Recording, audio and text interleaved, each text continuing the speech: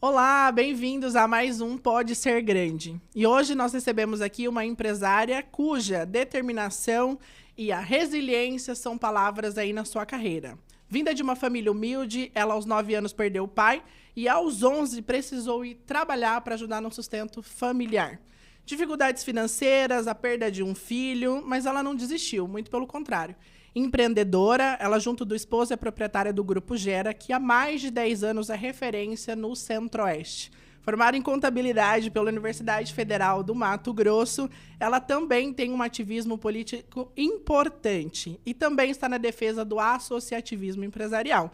Ela é hoje presidente da CIR. É uma honra receber para esse bate-papo a empresária Marchiane Fritzen. Bem-vinda, Marchiane. Obrigada. Para mim que é uma honra estar aqui hoje conversando com vocês nesse momento espetacular. Muito obrigado pelo convite. Para mim realmente é uma honra estar aqui contando um pouquinho da minha história, da nossa trajetória e falando sobre as pautas que a gente defende. Isso, não, já vamos iniciar o nosso bate-papo. Eu tenho até uma curiosidade para contar, essa nem você sabe, Cíntia. Eu conheci a história da Marchiane há 3 anos atrás, logo quando eu me mudei para Rondonópolis, através de um processo seletivo. Estava fazendo uma vaga para um cliente, eu lembro até hoje que era uma vaga de financeiro, uma vaga importante. E dentro do questionamento ali na entrevista, eu perguntei para a candidata qual era a sua inspiração, né, no ambiente de trabalho. E o nome que ela me trouxe foi da Marchiane. Olha que legal.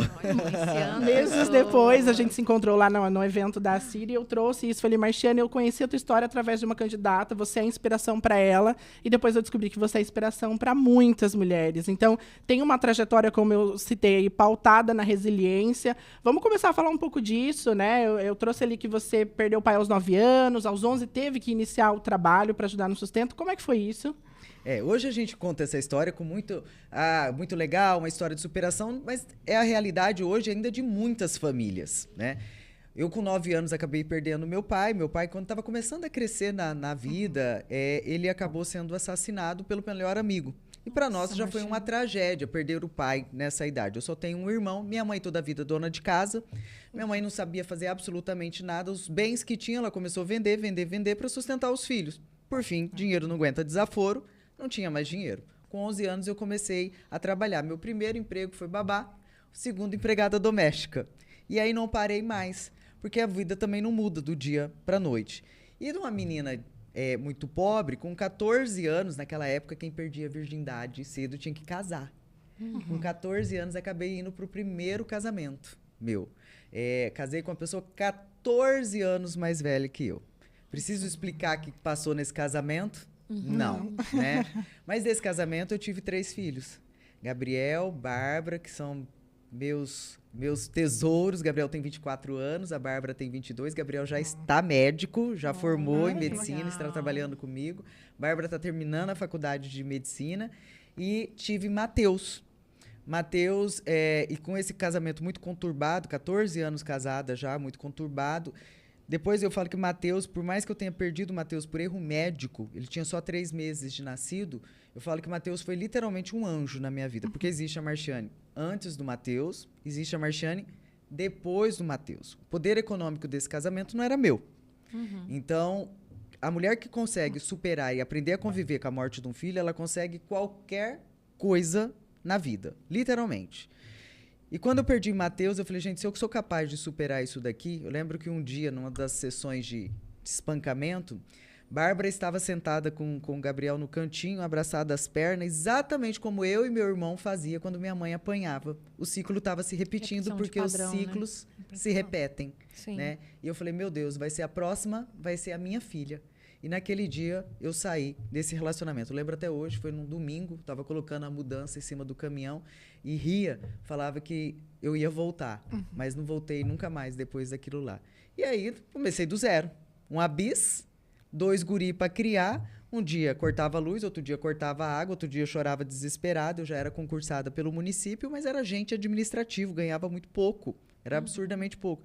E de forma de retaliação não ajudava financeiramente, nem as crianças. Então, eu tive que realmente rebolar e começar tudo de novo. Surgiu a oportunidade de eu trabalhar na época no SESI. O SESI pagava quase o dobro do meu salário. E funcionário público, você pode pedir licença por 2 anos sem remuneração. E eu fui para o SESI. Fui trabalhar no SESI. Fiquei lá, chamava Indústria Saudável. Era um programa que tinha. E a Nortox tinha acabado de se instalar em Rondonópolis. E era um contrato importantíssimo para o SESI, esse contrato que tinha com a Nortox. Só que era um contrato de saúde e, assim, tinha vezes que o médico não dava certo com o SESI não dava certo com o médico, não tinha comunicação. E era um contrato que era importante para minha chefe naquele momento. Foi quando eu conheci Diógenes, o meu marido, que era médico. Diógenes veio de uma família muito rica. E que, lógico, quando começou a namorar comigo, o que aconteceu? Quebrou, porque sorte pobre não tem sorte, né? Meu Deus. Tem que quebrar. Bem na minha época. E aí eu falei pro Jorge, falei, tu vai trabalhar, vai atender assim, assim, assim, que vai dar certo. E eu queria fazer moral com a minha chefe. E deu tão certo que depois de um ano a Nortox virou para ele e falou assim, por que tu não abre a empresa para nos atender, em vez da gente ter o SESI? Só que nós não tínhamos dinheiro para montar a empresa. Não tinha dinheiro de jeito nenhum.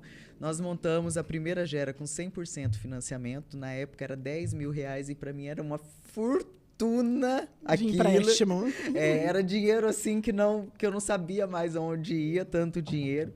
Nós tivemos muito prejuízo no primeiro ano, porque apesar de ter feito contabilidade, eu falo que você aprender na teoria é uma coisa. Perfeito. Na prática é outra completamente diferente. Então, eu não tinha feito a gestão de custos de forma correta. Então, nós tivemos prejuízos durante um ano inteiro, mas para segurar o contrato, porque a Nortox era muito forte, um nome muito forte, e abria outras portas. Uhum. Mas deu tão certo. A Gera vai fazer agora, dia 24 de agosto, 15 anos. Olha só que a legal. Nortox até hoje é cliente nossa. Então, o nosso segundo cliente, que é o Grupo Agrofito, até hoje é cliente nosso. O terceiro cliente, que era, na época, Trip, hoje é Azul, até hoje é cliente nosso. A gente atende, inclusive, toda a parte, todo o Nordeste, metade do Brasil para cima, a gente atende inteiro eles. Grupo Bardal, até hoje é cliente nosso. Então, os principais clientes que nós conquistamos naquele momento, até hoje, são clientes nossos e continuam firmes nessa trajetória aí. E quando você fala dessa fidelização de clientes, eu vou voltar depois para trás, tá? Porque ela contou e tem vários pontos aí eu acredito, de aprendizado, de reflexão para você que está assistindo, que eu sei que a nossa audiência vem do empresariado, Exato. vem dos profissionais que querem se inspirar para seguir as suas carreiras, as suas escolhas. O que seria o segredo da fidelização por tanto tempo desses clientes aí de peso que você mencionou aí agora? Na verdade, nós entendemos na época no mercado que assim, a ocupacional, primeiro, uma diferença nossa, parece tão ridículo, mas a simplicidade, pequenos detalhes fazem a diferença. Ocupacional em Rondonópolis era visto, era um ambiente sujo, porque atendia funcionários chão de fábrica, então era um lugar escuro, um lugar estranho. Então, nós primeiro criamos uma clínica que era 3 peças, mas era 3 peças limpa, bonita, onde tinha um cafezinho pro trabalhador. Porque quem traz o cliente para nós não é o empresário, é o trabalhador que pedia para ser atendido, que ele era bem atendido por nós. Era o primeiro top. O segundo é que as empresas tinham que se adaptar às empresas de medicina do trabalho, e não o contrário. E nós entendemos que nós somos contratados para resolver problemas. Perfeito. E não para criar outros problemas. Então, nós trouxemos personalização de acordo com o que a empresa queria ser atendido. Você quer ser atendido como? Você quer que eu envie a ASO? Você quer que eu não envie? O que você quer? E, com isso, nós criamos personalização de atendimento. É difícil? Lógico que é difícil, mas pergunta se sai, porque o meu concorrente não faz isso. Se o meu concorrente não faz isso, não tem esse desprendimento de fazer isso, o meu cliente não sai. Ele pode até sair, como nós já tivemos casos de clientes nossos que saiu. Tem um caso até específico, porque eu falo assim, que a gente doava a alma. Era um cliente que dava muito trabalho para nós, e aí falou assim, não, mas fulano me ofereceu mais barato, eu vou para lá. Cobre. E não tinha. O trabalho que a gente tinha condições, oferecia para ele, não tinha como fazer mais barato. Não tenho condições de fazer. Foi. Ficou um mês. Voltou. Falei, agora a tabela é mais alta. Porque agora eu sei que você me dá trabalho. Agora a tabela é mais alta. E está até hoje conosco. Ficou um mês fora só e está até hoje conosco. Mas porque a gente sabe que entregar um trabalho personalizado também tem um custo. Marciana, eu também sou escritora, então eu assino algumas colunas, já assinei lá em Cuiabá da Rádio Centro-América, agora estou assinando a coluna do RD News. Até quem quiser acompanha lá, quinta-feira que vem tem artigo. E tem um artigo que eu escrevi, e falando assim até das empresas no Brasil, do empresário no Brasil, e me chamou a atenção, né? O Thales Gomes, ele tem uma atuação, é um grande empresário aqui no país, ele tem uma atuação a nível até mundo, né? No país ele é referência. E ele fala que ele tem muito lucro fazendo o básico bem feito. E até eu escrevi um artigo falando sobre isso, né? O básico bem feito gera lucro. Às vezes eu vejo que o pequeno empresário que está ali, que está começando, às vezes ele se perde buscando sofisticação num algo que não vai gerar a menor diferença. E às vezes um bom dia, faz a sabe, diferença. o café quentinho, um olhar no olho, um sorriso, aquilo ali já é assim, sabe, é um absurdo. E até o Thales fala, olha, ganhar dinheiro no Brasil, isso é triste para nós, mas é a realidade. Quem fizer o básico bem feito, ele vai ganhar dinheiro no Brasil, porque a gente não sabe fazer o básico. Olha só a sua história aí. Eu tenho isso lá na Grande, eu falo que a gente mexe com gestão de pessoas, e uma das brigas minhas, porque agora a gente está com a cultura muito fortalecida, mas no começo da empresa, era quando ia chegar, e não era no meu cliente, era o fornecedor, era o cara que ia subir as escadas para colocar o galão d'água. E quando eu vi um funcionário meu tratando, não era nem tratar mal, era tratar com indiferença, não oferecer um copo d'água, não perguntar se estava tudo bem, dar aquele respiro. Eu falava, gente, se você não trata bem o fornecedor, quem garante você vai tratar bem o cliente? Exato. Aí eu falo, hoje a empresa é nosso cliente, eu falo, tem que tratar bem o candidato, que foi o que você falou, né? As pessoas que estavam ali, é o empresário. Não, era a pessoa que estava ali fazendo o exame admissional. Eu falo ali para a minha equipe, eu falo, é o candidato que está ali fazer a entrevista, esse cara vai falar bem na nossa empresa lá para o empresário. Eu vim do grupo Aldo, e lá uma preocupação que o Aldo tinha, né? Eu falo, tem aí os postos no país inteiro, ele falava, é um motorista o nosso cliente, não que a transportadora não seja, mas se eu tratar bem o motorista, ele vai defender para o patrão dele, que é lá que ele quer abastecer o caminhão dele. Exatamente. Então, eu vejo que essa consciência, né? Está aqui a Marchane trazendo uma lição para nós, quem que é o teu alvo, avalia bem quem que você está cuidando, quem que você está tratando, porque às vezes você está fazendo diferenças no tratamento, e isso está trazendo um problemão lá a médio e longo prazo para a tua empresa, se é que você vai ter longo, né? Se não quebrar antes. Agora eu tenho um outro ponto, porque a gente estava aqui no off e eu ouvi um pouquinho da sua história e aí na minha cabeça eu falava, gente, que corajosa essa mulher. E tem um momento que você coloca que você estava ali numa situação ali, pelo que eu entendi, de agressão ali naquele primeiro casamento, e quando você olha para as suas duas crianças, você decide que você não ia repetir a história. E você ia mudar a história das próximas gerações. Eu sou psicóloga de formação e eu sempre... Acaba que eu atendo alguns empresários e eu falo, olha, se não for por você, que seja pelos seus filhos. Exato. Porque aquilo que você não curar em você, o seu filho vai levar essa sina de talvez ele conseguir superar. E você tomou uma decisão. E aí você conta, encontrei... Ó, Grande falando de relacionamento. Encontrei Diógenes. Diógenes. O que teve aí? Que consciência foi essa? Que estalar foi esse? Que coragem foi essa? Porque me parece que, a partir daquele ponto, você entra numa várias ações de muita coragem. Da onde vem isso, Marchane? As crianças. Isso eu não tenho dúvida nenhuma. Sim. Eu sou canceriana. Também sou. Quando é que você faz aniversário? Dia 10. Eu faço dia 5. Olha, tô conectada. Canceriana é muito família. É verdade. Né? Nós somos muito família. Então, as crianças, e ver o sofrimento, que as crianças saíram de uma vida de luxo para ficar numa vida muito regrada comigo. E eu me sentia culpada por aquilo. Quantas vezes você acha que não passou pela minha cabeça? Quantas vezes passou pela minha cabeça? Eu tirei eles dessa, eu que estou fazendo eles passarem por isso, porque eles tinham absolutamente tudo, eles tinham. E, de repente, eles não tinham nada, nem o de comer. Minha mãe, empregada doméstica, que me ajudava. E se não fosse minha mãe, como eu tive anjos na minha vida, eu tive a dona Diva do Rio Negro ali, que teve um dia que ela me ligou para me desejar feliz ano Natal, e eu não tinha o que comer. E eu chorando, ela não só, e é uma pessoa que eu carrego no meu coração, porque ela não só levou a ceia para mim, como ela passou a ceia de Natal comigo. Olha só. Então, são pessoas, falo que tive anjos na minha vida também. E essas pessoas me ajudaram. Mas ver o sofrimento dos meus filhos, eu falava, nunca mais eles vão passar isso.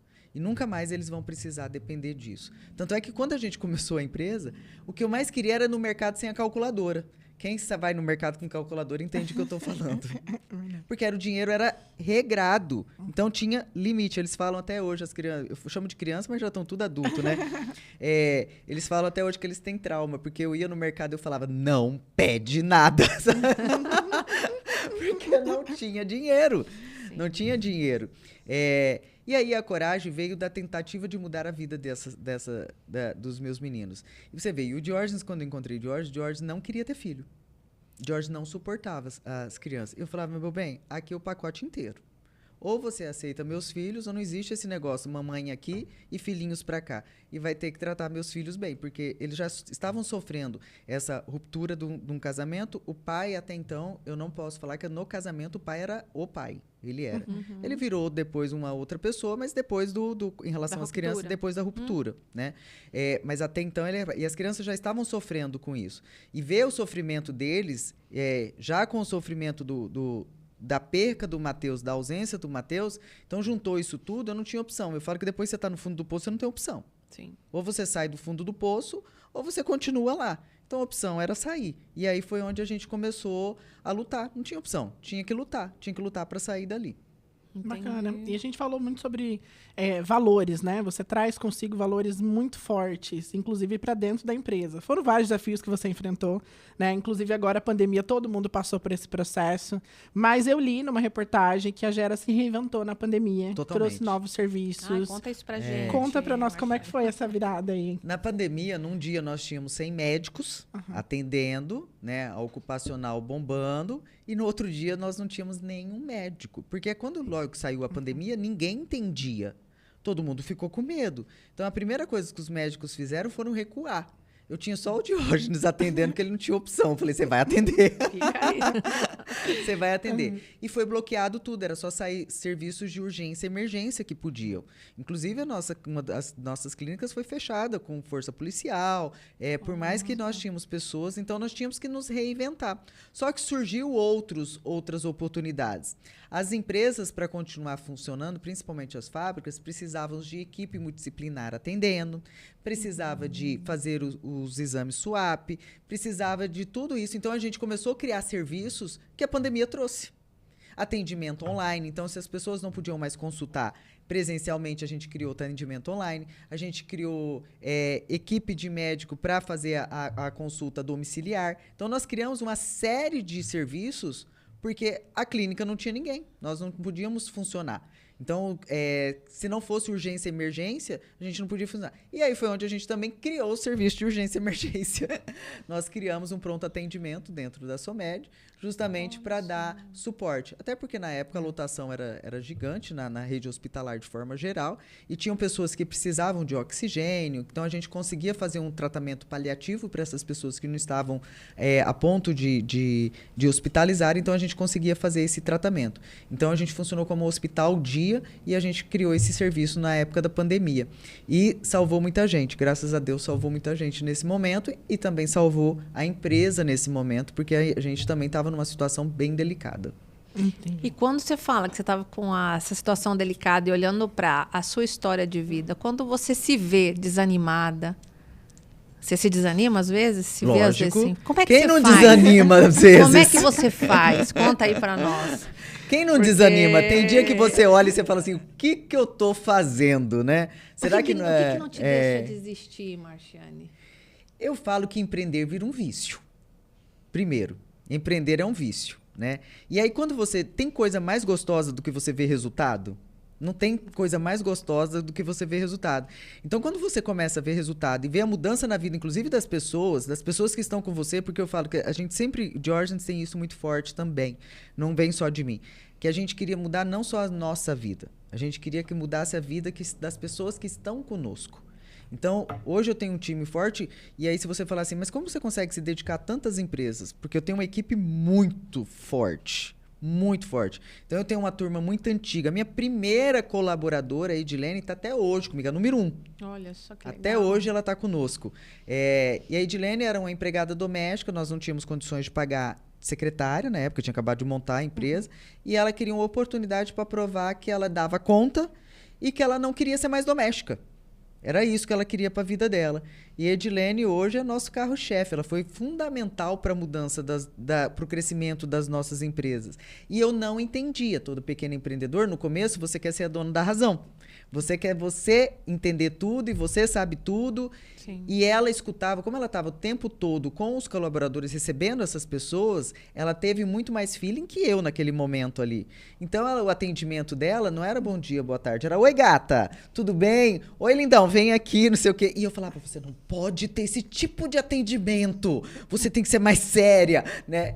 Mas o que faz a diferença até hoje no atendimento da Edilene é o oi gata, vem aqui, nossa, como você tá bonita, como tá seu filho, como tá seu... Ela cria uma proximidade. Conexão total. Isso criou uma assinatura nos seus negócios na forma de conectar com o cliente? Total. Tanto é que o nosso... Faz parte da cultura dos negócios? Faz parte da cultura. Você entrou, e é natural. Natural. Você entra na Gera, eu falo que você já começa. Oi, gata. Até o gata hoje tá pra todo mundo, sabe? Oi, gata, tá tudo bem? O bom dia, pra você ver que você tava falando da coisa simples.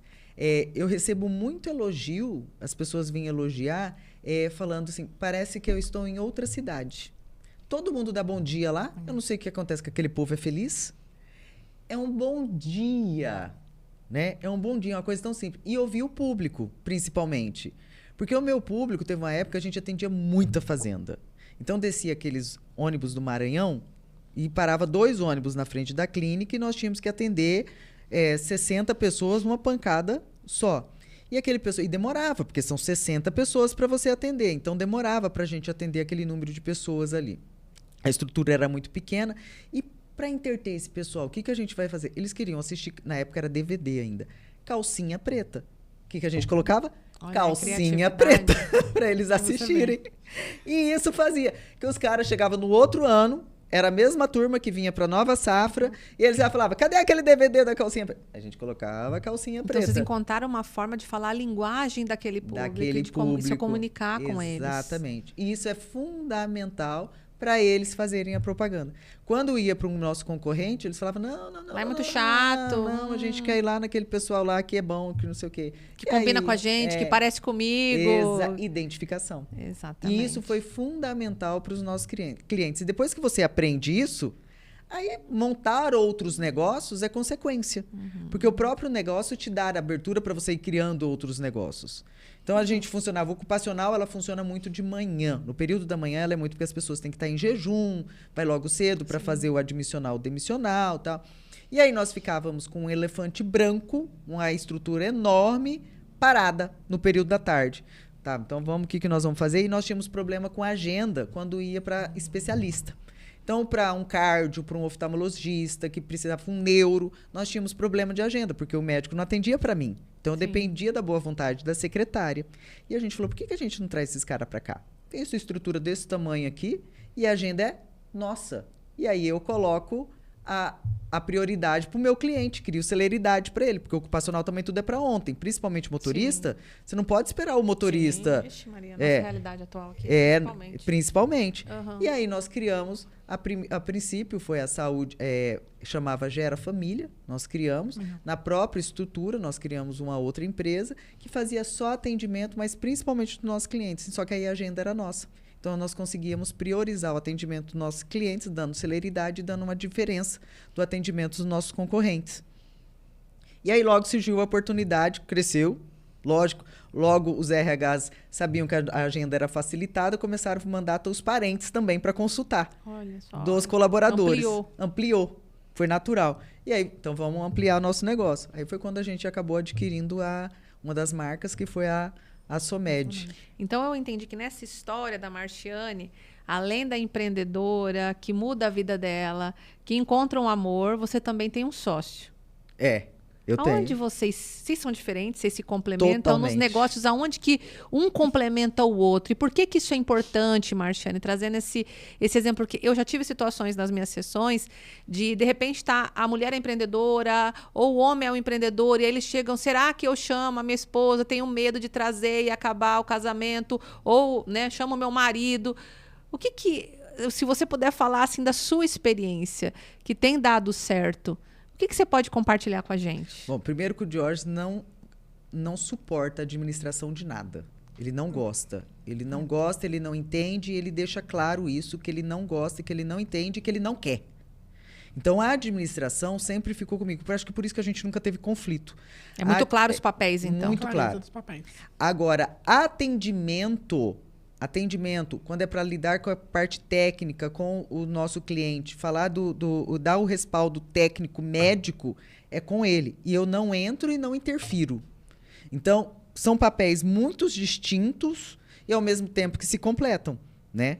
Então, nós temos o papel, e ele até hoje, mesmo se respeitam nisso. Absolutamente, absolutamente, total. E o respeito é fundamental. Porque, lógico, marido e mulher, você já... E a gente não... É diferente do que as pessoas falam, vocês passam o dia inteiro junto, muito pelo contrário. Hoje ele fica numa clínica, eu fico em outra, a gente nem se vê, na verdade.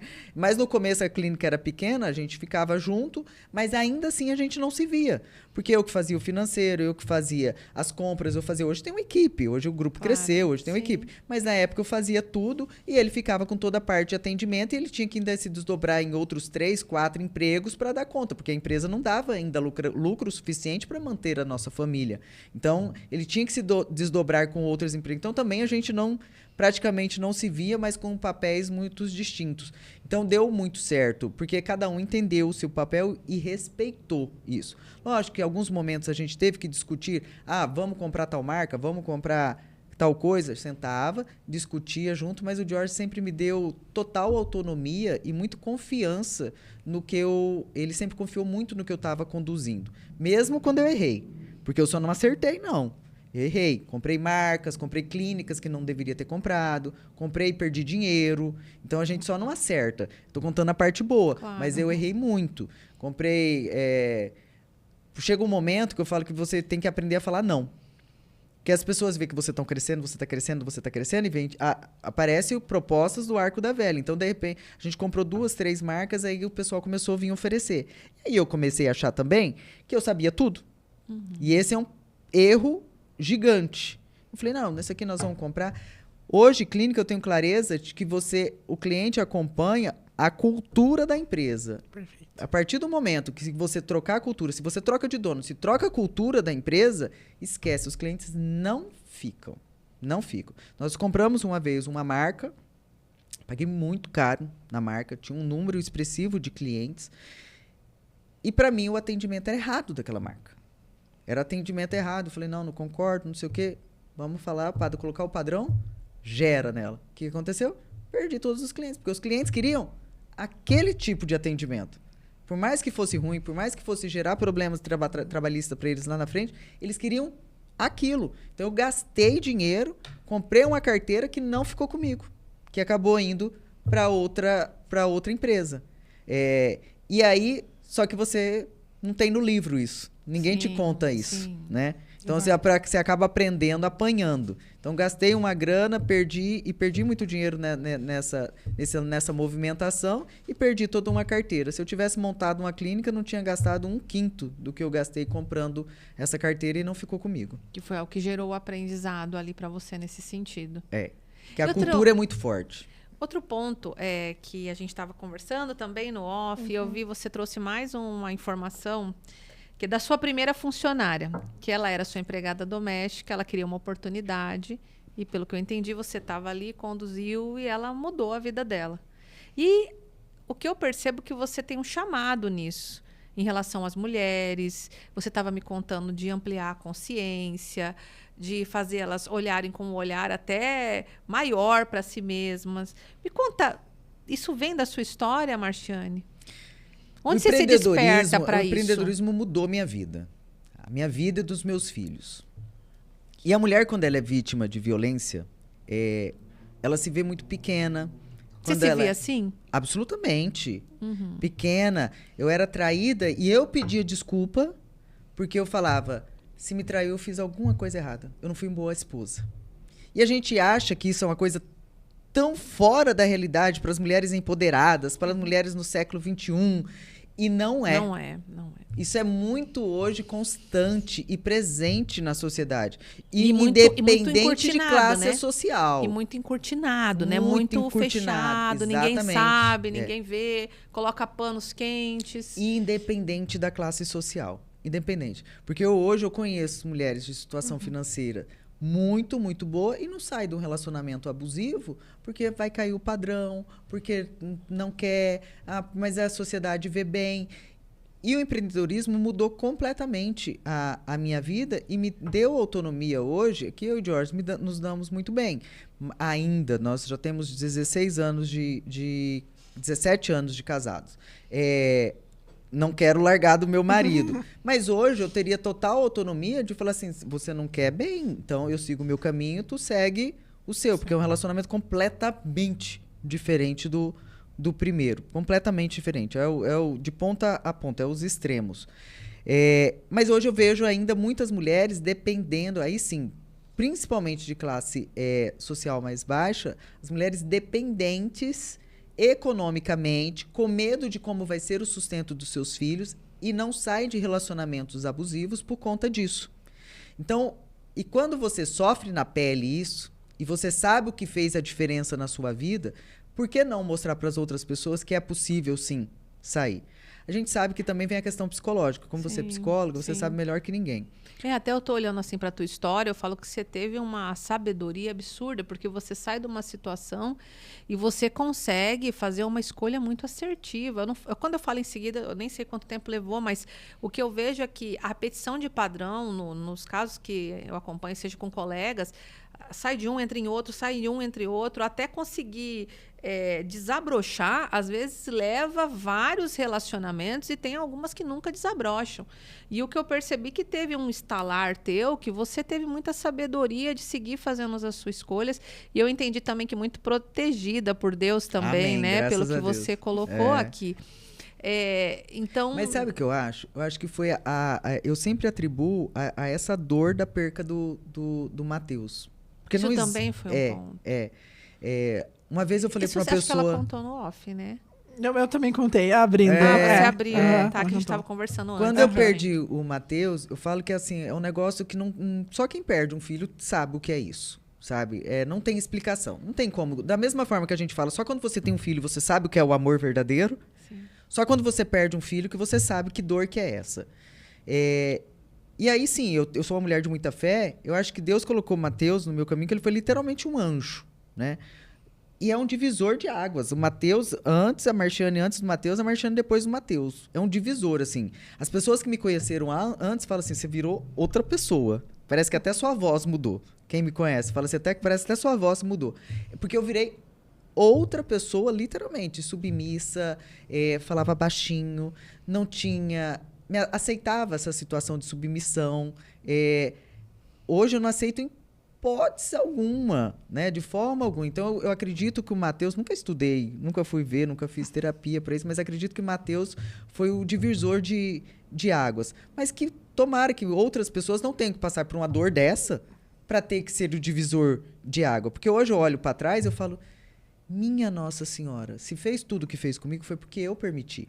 Porque é a gente que permite. Uhum. É muito fácil jogar a culpa no outro, mas eu fui permitindo, E aí, à medida que vai permitindo, é igual criança. Você deixa ele comer doce hoje, amanhã ele quer comer doce de novo, aí ele quer comer de novo, você deixa ele subir em cima do sofá, ele sabe que ele pode subir, e assim vai indo. E eu fui permitindo. E hoje eu olho para trás e eu falo, parece que é uma... Não sei se eu estava abduzida. Eu falo assim, não era uma dependência só financeira, era uma dependência psicológica muito maior do que financeira. Que bom que a gente tem essa plataforma também para atingir outras mulheres, você trazer a sua história. Você fala muito sobre protagonismo feminino, né? E isso também é pauta na tua vida política.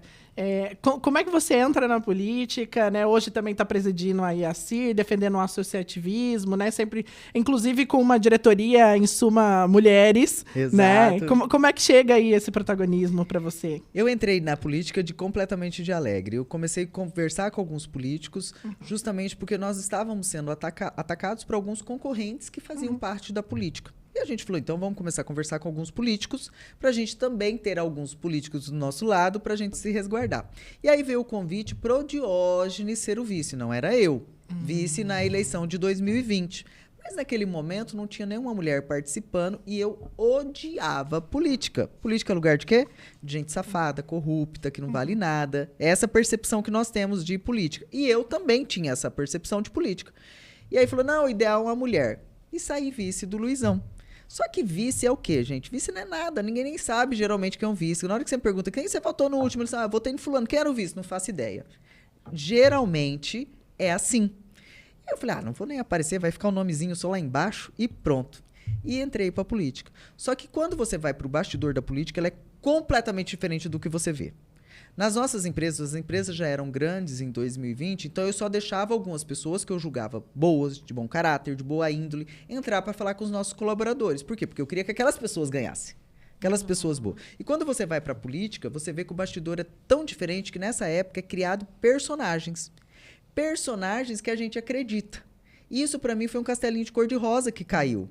Porque eu falei, poxa, quem eu meti o pau? Eu vi que o cara era gente boa, mas é por uma questão ideológica ou até política mesmo, ou de interesses pessoais, criar essa situação para o cara não ir para frente. E as pessoas que eu defendia, não é nada disso, o cara não vale nada. E aí eu vi a necessidade das pessoas participarem da política, inclusive eu, porque eu me sentia enganada. E hoje eu não aceito ser enganada. Se tem um trem que me incomoda, é eu ser enganada. E eu me senti enganada, literalmente. E aí foi quando eu comecei a participar mais ativamente da política. E, em contrapartida, ao mesmo tempo, eu vi como as mulheres são usadas na política. Principalmente porque se criou uma cota, tem a falsa impressão, porque se criou a cota e é obrigatória a participação das mulheres na política, elas vão ser realmente dada atenção para que elas se tornem novas lideranças. E mentira. Isso não acontece. Sobre raras exceções, isso não acontece. E nós somos 53% do eleitorado feminino em Rondonópolis, nós somos. Então, nós decidimos uma eleição, literalmente. A nossa participação nos partidos políticos, a maioria das filiadas partidárias são mulheres, que isso me surpreendeu, porque eu achei que a mulher não participava da política, mas aí na hora que você vai ver o maior número de filiados políticos, são mulheres. Mas na hora que tem cargos, nossa participação não chega a 10%. Olha que absurdo. E aí política é economia, é preço da gasolina, é preço do aluguel, é juros, é a educação dos nossos filhos, é o futuro dos nossos netos, que é definido na política. E a gente está simplesmente à mercê de quem quer discutir a política e nós ficamos aqui simplesmente aceitando. Então, por isso que eu acabei indo para a política. Hoje eu sou completamente apaixonada, não é pela política em si, mas o poder de transformação que tem a política, principalmente na vida daquele que precisa. E o poder de transformação está literalmente na política. Não adianta. Mesmo então você encontrou um propósito ali. Total.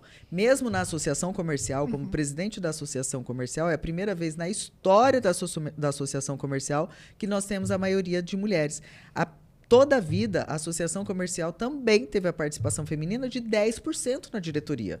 E nós não temos competência, nós não temos a possibilidade de estar trabalhando à frente. Se nós estamos à frente de famílias hoje, por que nós não podemos estar à frente de negócios? E aí, quando eu comecei a montar essa diretoria, eu não sou feminista, né?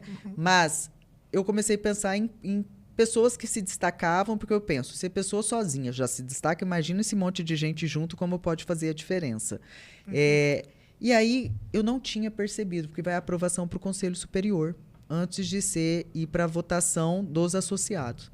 E a primeira coisa que me perguntaram assim, por que tanta mulher? Eu não tinha percebido que 80% eu tinha colocado mulher. E eu não tinha percebido mesmo. Porque eu fui colocando pelos destaques, pela competência das pessoas, pela pluralidade de pessoas que tinha nessa proposta de diretoria. Aí que eu percebi que a nossa diretoria estava com 80% de mulheres. E não é à toa que é a diretoria que tem se destacado muito, que tem o maior número de associados da história da associação comercial, maior número de eventos, maior número de trabalho feito, porque é uma diretoria muito plural, de idades completamente diferentes, de setores completamente distintos, que acaba dando essa diversidade e acaba realmente representando a Associação Comercial e Industrial de Rondonópolis, que também é muito ampla e é a maior do estado. Ela é a maior do estado. E ali nós temos a oportunidade de trabalhar com o micro pequeno empreendedor. A formalização desses empreendedores que estão começando e que eu sei que começar é muito duro. E que se eu tivesse, na época, uma associação comercial estruturada para me dar uma noção básica de custo que fosse, Nossa, eu teria apanhado menos. com certeza. Né? E como falta apoio nesse sentido E também, como né, falta. Marchiane? Ah, E eu eu acho que isso é muito legal, isso que você está trazendo. A gente estava discutindo aqui antes de abrir, que se tem uma coisa que me indigna, eu falo que eu sou mulher também, e aí, como eu estou envolvida com muitas empresas, uma vez eu estava numa mesa de uma multinacional e eu ouvi de alguns homens que ia ser uma mulher promovida. Ah, mas ela vai ser promovida porque é obrigatoriedade da cota, e eles estavam falando ali que ela não tinha competência. E quando você vem trazer, eu acho isso bonito, eu acho que quando a gente cria um movimento promovendo que... E aí eu falo que, de fato, isso a gente vai falar de equidade, né? Que é diferente de igualdade. Exato. A gente oferece oportunidades e você vem dizer, nossa, realmente, tem 80% nem tinha percebido, porque ali você estava preocupado. E é lógico, tem algo aí dentro que te move, eu acredito que até dentro da sua empresa, de formar mulheres, de ampliar a visão da mulher. Eu falo que eu tenho ali o meu negócio... E a minha equipe ali, eu estou aqui com o Danilo também, né? Que está aqui à frente, que representa. Eu falo, gente, vocês estão aqui, todo mundo, vocês estão em cargo de liderança, vocês estão crescendo, você pode ter certeza que é por competência. E é o que eu estava dizendo, eu me sentiria ofendida se eu tivesse que ocupar um lugar porque eu tenho que cumprir a cota. Exato. Então, acho que até você está aí na frente da política, eu acho que se a gente puder oferecer para as pessoas e conscientizar as pessoas que as pessoas precisam estudar, que elas precisam ampliar a consciência, retomar a questão da educação, porque até esse movimento, igual você falou, eu odiava a política. A gente é conduzido para odiar mesmo. Exato. Porque se a gente odeia, a gente fica distante, a gente não tem opinião. E se a gente não tem opinião, a gente é mais fácil de ser manipulado. Então, eu acho isso ótimo. Eu vejo um movimento no país, apesar que a gente teve aí conflitos, brigas, por conta de polaridade, eu acho que isso trouxe o brasileiro para mais perto. O brasileiro está mais interessado, ele está estudando mais e automaticamente a gente mais consciente, a gente pode se conduzir, a gente pode se liderar e fazer melhores escolhas. Sem dúvida. Isso é tão importante. E você colocou um ponto também que eu acho interessantíssimo. E hoje, assim, nas contratações a gente sente muita dificuldade. Essa juventude que está vindo aí, essa nova mão de obra, ela está deixando de lado de estudar como se só a minha competência bastasse. A competência sem o conhecimento não é nada, né? E se largou de lado. Eu não sei, acesso muito fácil às informações hoje no celular, mas hoje você pega pessoas que não têm competência básica de começar um negócio e entende que não precisa. Eu falei, como assim? Não, ela assistiu precisa? 10 vídeos de 30 segundos lá do empreendedor que está no TikTok e ela acha que ela está pronta. Exatamente. E aí eu volto a falar a teoria, eu falo, se fosse assim, então todo administrador de empresa virava empreendedor, ficava rico e ganhava dinheiro. Porque na teoria é lindo e fácil. No dia a dia aparece tantas adversidades e você precisa de tanto jogo de cintura para mudar. Se você não tiver preparado e você não tiver conhecimento, não só do seu negócio, como do mercado, como de pessoas, você não vai para frente. Não vai para frente. Real. E isso é muito importante hoje, principalmente para quem está começando, essa nova geração aí que a gente vê que está começando. É importante ela entender que ela tem que entender de pessoas, que ela tem que entender do negócio dela, mas ela tem que entender de um todo, senão ela não vai para frente. Então a gente sintetiza aí, a grosso modo, que é educação, é resiliência, mas também é coragem e é ela vontade. Falou muito de coragem. Ela falou muito de coragem. A história dela é sobre coragem. Nós já estamos se encaminhando para o fim do episódio. Tem muito assunto. Eu estava pensando nisso. Eu já vou deixar o convite aqui para a Marchiane mais. voltar, né? Num outro episódio, a gente falar um pouquinho mais sobre essa história. Tem muito conhecimento, tem muita estrutura ainda para poder inspirar outras pessoas, né?